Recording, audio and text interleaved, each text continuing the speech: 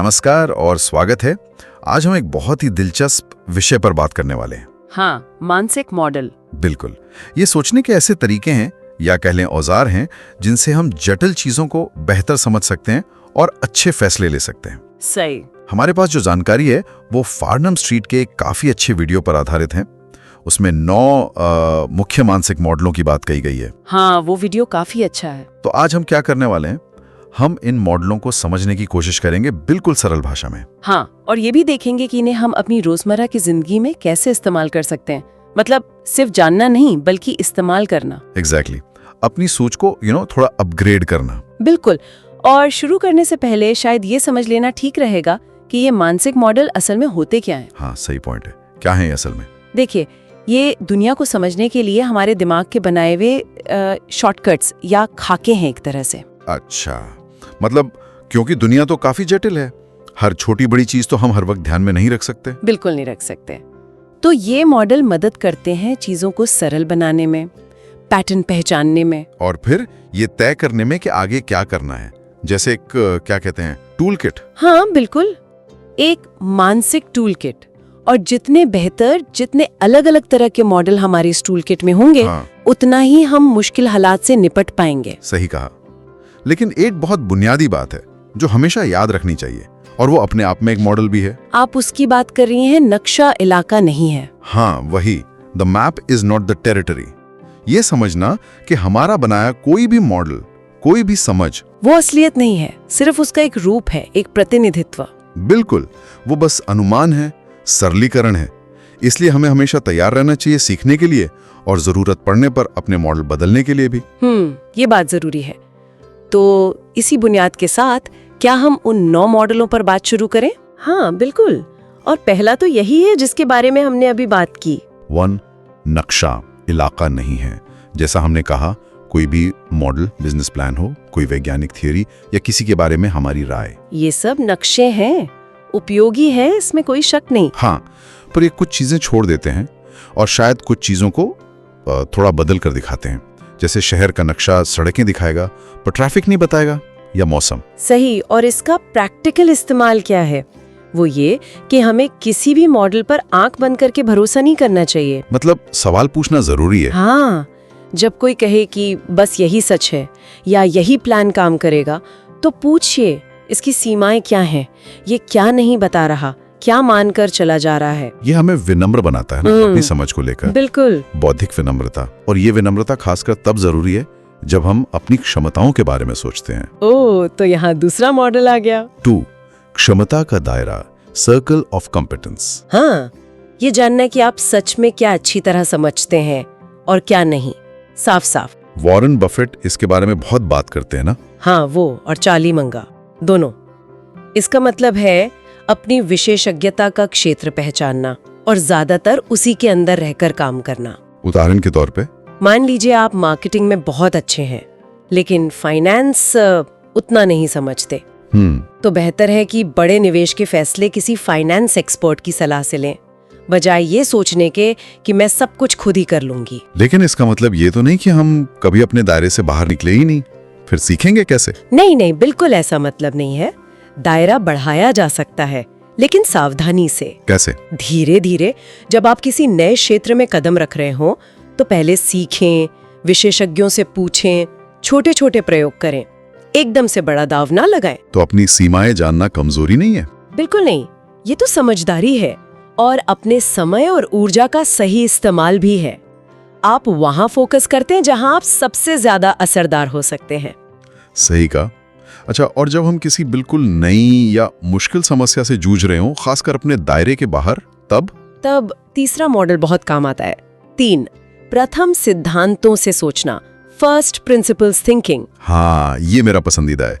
किसी भी समस्या को उसके बिल्कुल बुनियादी हिस्सों में तोड़ देना। हाँ, उसके फंडामेंटल बिल्डिंग ब्लॉक्स तक, और फिर वहां से समाधान बनाना, बजाय इसके कि हम पुरानी धारणाओं पर चलें या देखें कि दूसरे क्या कर रहे हैं। नकल करने के बजाय जड़ तक जाना। बिल्कुल, ये हमें हमेशा से ऐसा ही होता आया है वाली सोच से बचाता है। एलन मस्क का स्पेसएक्स वाला उदाहरण बहुत मशहूर है इसके लिए। हाँ, क्योंकि उन्होंने ये नहीं माना कि रॉकेट बनाने में इतना ही खर्च आएगा जितना इंडस्ट्री कहती है। उन्होंने पूछा, रॉकेट बनता किन चीजों से है, उन चीजों की असल लागत क्या है। और पाया कि वो बहुत सस्ता बना सकते हैं। पर क्या ये सिर्फ इतने बड़े कामों के लिए है? रोजमर्रा में कैसे इस्तेमाल करें? अरे बिल्कुल होता है। जब भी आप किसी काम में अटक जाएं या कोई पुराना तरीका काम न कर रहा हो तो पूछें। हाँ, पूछें, इस मसले की जड़ क्या है? वो कौन सी बुनियादी बातें हैं जिन्हें मैं चुनौती दे सकता हूँ? क्या चीज़ है जिसे हटाया नहीं जा सकता? क्या धारणाएं हैं जो शायद गलत हों? ये लीक से हटकर सोचने में मदद करता है। बिल्कुल, किसी भी प्रक्रिया को सुधारने या कुछ नया बनाने में ये कमाल का है। दिलचस्प।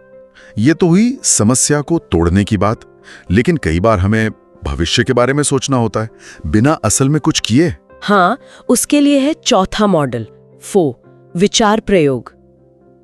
ये तो दिमागी कसरत हुई है ना, क्या हो अगर वाले सवाल। हाँ बिल्कुल, ये एक तरीका है अलग अलग सिनेरियोस की कल्पना करने का, उनके नतीजों के बारे में सोचने का, और वो भी बिना किसी असली लागत या जोखिम के। आइंस्टाइन के विचार प्रयोग तो बहुत प्रसिद्ध हैं। होगा मजेदार। तो हम इसे बिजनेस में या अपनी जिंदगी में कैसे इस्तेमाल करें? प्लानिंग करते समय ये बहुत शक्तिशाली है। जैसे आप पूछ सकते हैं, क्या हो अगर हमारी बिक्री दोगुनी हो जाए, हम संभाल पाएंगे? या क्या हो अगर हमारा सबसे बड़ा ग्राहक चला जाए? या क्या हो अगर कोई प्रतियोगी हमारी नकल कर ले? ओह, तो ये हमें संभावित मुश्किलों के लिए तैयार करता है। हाँ, और अंधे धब्बों को पहचानने में भी मदद करता है। आप पहले से सोच सकते हैं कि क्या क्या गड़बड़ हो सकती है और उसके लिए क्या तैयारी करनी है। ये भविष्य की रणनीति बनाने का एक सस्ता और सुरक्षित तरीका है। ये विचार प्रयोग हमें नतीजों के बारे में सोचने पर मजबूर करते हैं, और यहीं से हम 5वें मॉडल पर आते हैं जो नतीजों के बारे में ही है, लेकिन ज्यादा गहराई से।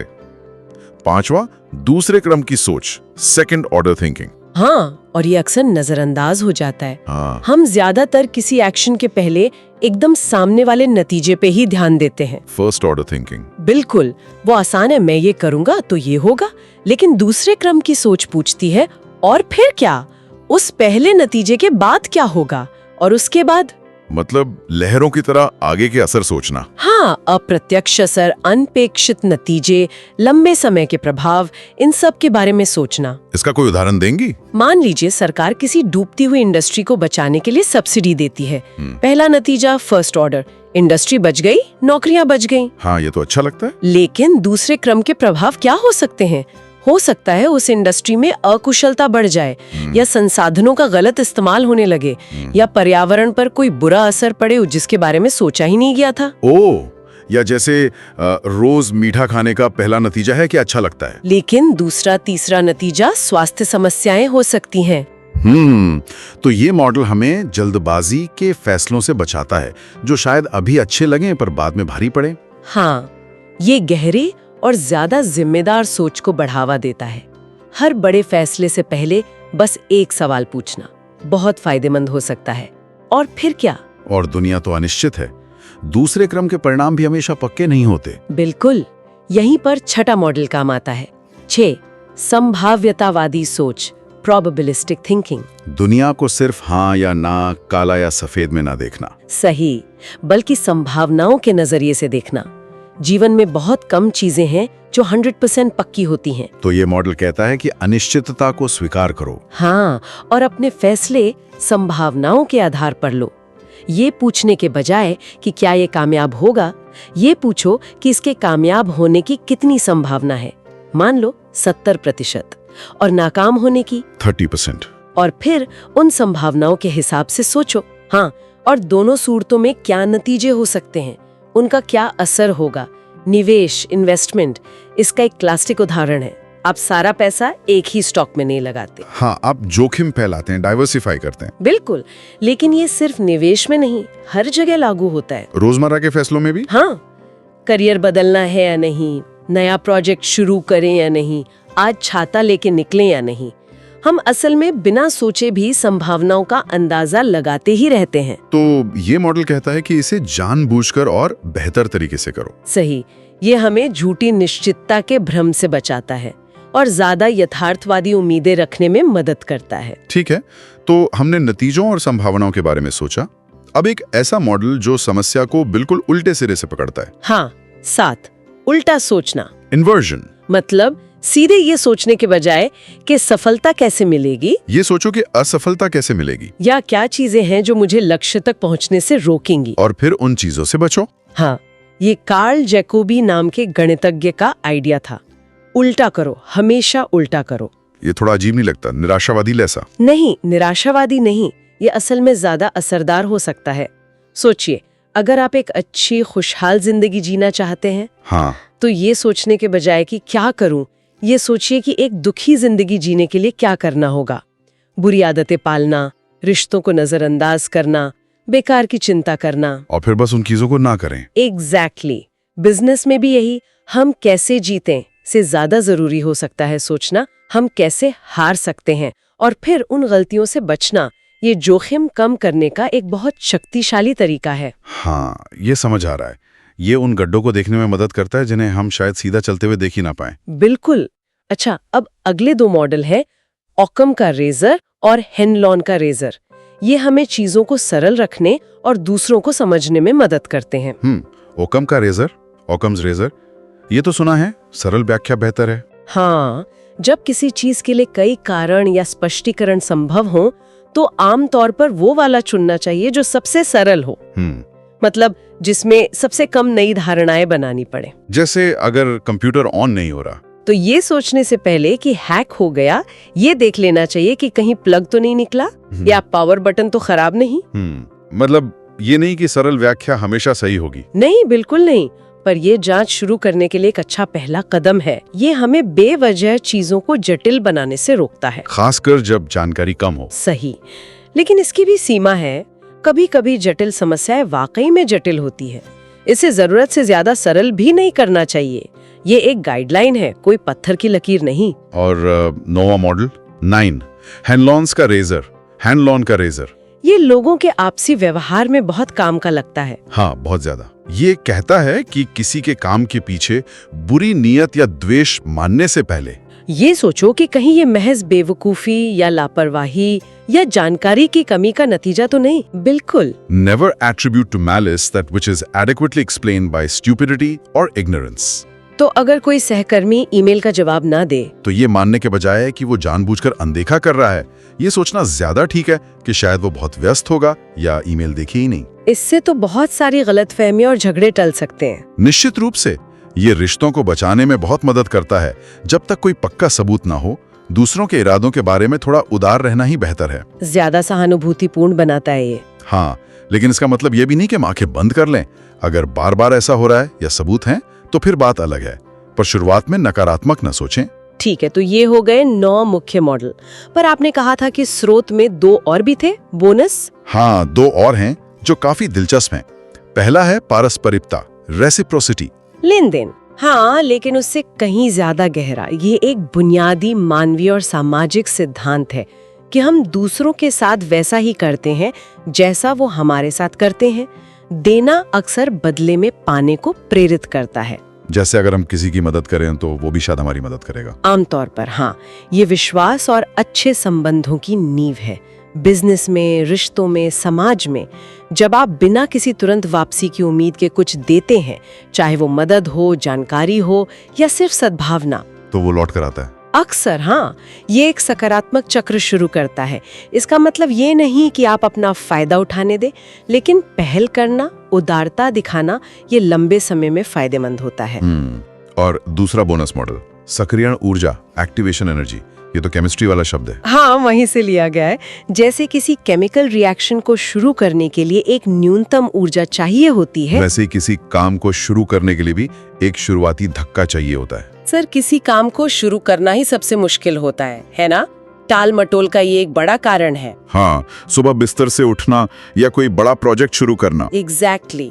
तो ये मॉडल कहता है कि इस शुरुआती बाधा को पहचानो और इसे कम करने के तरीके ढूंढो। कैसे? बड़े काम को बहुत छोटे छोटे हिस्सों में तोड़ दो। पहला कदम इतना आसान बनाओ कि उसे करने में कोई जोर ही ना लगे। बस शुरुआत कर दो। एक बार गति बन जाती है तो फिर जारी रखना आसान हो जाता है। जैसे अगर किताब लिखनी है तो बस पहला पैराग्राफ लिखने का लक्ष्य रखो। हाँ, या सिर्फ कंप्यूटर खोलकर फाइल बनाने का, बस वो पहला प्रतिरोध पार करना है। कमाल है। तो अब हमारे पास ये 11 मॉडलों का एक शानदार टूल किट है लेकिन इन्हें जानना ही काफी तो नहीं है। बिल्कुल नहीं। असली चुनौती तो इन्हें इस्तेमाल करने की है, अपनी सोच का हिस्सा बनाने की। तो उसके लिए क्या करें? कोई टिप्स? सबसे जरूरी बात जो चार्ली मंगर कहते हैं, इन मॉडल्स का एक जालीदार ढांचा बनाएं। मतलब किसी एक ही मॉडल के भरोसे ना रहें। अलग अलग मॉडल को मिलाकर इस्तेमाल करें। हाँ, देखें कि किसी एक स्थिति पर कौन कौन से मॉडल लागू हो सकते हैं। हर मॉडल एक अलग नजरिया देता है। और शायद इनका अभ्यास करना भी जरूरी है। हाँ, नियमित रूप से। शायद दिन के अंत में सोचें, आज मैंने कहाँ दूसरे क्रम की सोच इस्तेमाल की, या कहाँ कर सकता था, या कहाँ मैंने हेनलॉन का रेजर लगाया। इसे आदत पड़ेगी। बिल्कुल। और एक और तरीका है, किसी और को सिखाएं। जब आप किसी को समझाते हैं तो आपकी अपनी समझ और गहरी होती है। हाँ, ये तो है। और छोटे छोटे प्रयोग करना जरूर। कोई छोटा मोटा फैसला लेना हो तो जानबूझकर संभावितावादी सोच लगाएं या ओकाम का रेजर इस्तेमाल करें। देखें क्या होता है। एक बात और याद रखनी चाहिए शायद कि ये मॉडल परफेक्ट नहीं है। बिल्कुल, ये सबसे जरूरी है। याद है ना, नक्शा इलाका नहीं है, ये मॉडल सिर्फ अनुमान है। तो लक्ष्य ये नहीं कि हम कभी गलती ना करें। नहीं, लक्ष्य है कि हम अपनी सोच के अंधे धब्बों, ब्लाइंड स्पॉट्स को कम करें और लगातार बेहतर फैसले लेने की कोशिश करें। अगर कोई मॉडल किसी स्थिति में काम नहीं कर रहा या आपका अनुभव उसे गलत साबित कर रहा है, तो उसे बदलने या छोड़ने के लिए तैयार रहें। लचीलापन जरूरी है, बहुत जरूरी। तो आज हमने सोच को बेहतर बनाने वाले इन शक्तिशाली औजारों यानी मानसिक मॉडलों पर काफी गहराई से बात की। हाँ, नक्शा इलाका नहीं है से लेकर हेनलॉन के रेजर तक, और वो 2 बोनस मॉडल भी, पारस्परिकता और सक्रियण ऊर्जा। हर मॉडल दुनिया को देखने का एक नया चश्मा है, एक नया लेंस। और जब ये लेंस साथ में काम करते हैं, जब हम इन्हें अपनी सोच में बुन लेते हैं, तो हमारी समझ ज्यादा गहरी और असरदार हो जाती है। हम सिर्फ प्रतिक्रिया नहीं करते, बल्कि सोच समझकर काम करते हैं। बिल्कुल। तो चलिए अपने श्रोताओं के लिए एक सवाल छोड़ते हैं। हाँ, जरूर। इन सभी मॉडलों के बारे में जानने के बाद जरा सोचिए, अगर आपके सामने कोई मुश्किल चुनौती है, चाहे वो व्यक्तिगत हो या काम से जुड़ी, तो आप इनमें से कौन से 2 या 3 मॉडलों को एक साथ मिलाकर इस्तेमाल कर सकते हैं? क्या अलग अलग नजरियों को जोड़ने से कोई ऐसा हल या ऐसी समझ मिल सकती है जो पहले नहीं दिख रही थी? इस पर जरूर सोचिएगा।